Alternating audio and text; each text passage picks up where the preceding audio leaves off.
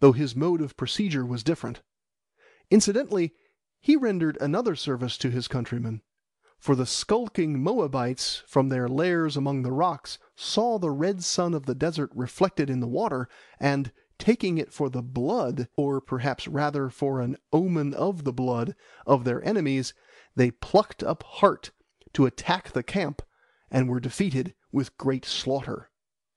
Again, just as a cloud of melancholy which from time to time darkened the moody mind of Saul was viewed as an evil spirit from the Lord vexing him, so on the other hand the solemn strains of the harp, which soothed and composed his troubled thoughts, may well have seemed to the hag-ridden king the very voice of God, or of his good angel whispering peace.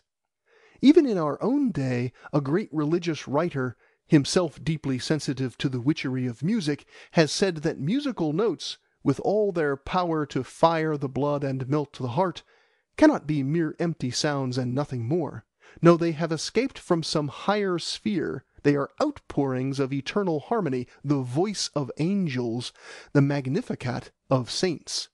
It is thus that the rude imaginings of primitive man are transfigured, and his feeble lispings echoed with a rolling reverberation in the musical prose of Newman. Indeed, the influence of music on the development of religion is a subject which would repay a sympathetic study, for we cannot doubt that this, the most intimate and affecting of all the arts, has done much to create as well as to express the religious emotions, thus modifying more or less deeply the fabric of belief to which at first sight it seems only to minister. The musician has done his part as well as the prophet and the thinker in the making of religion.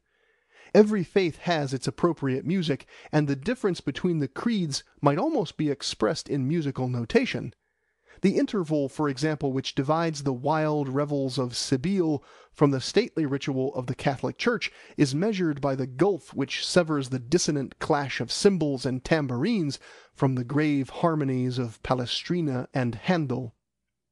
A different spirit breathes in the difference of the music. End of chapters 29 to 31 of The Golden Bough. Recording by Tysto, tysto.com.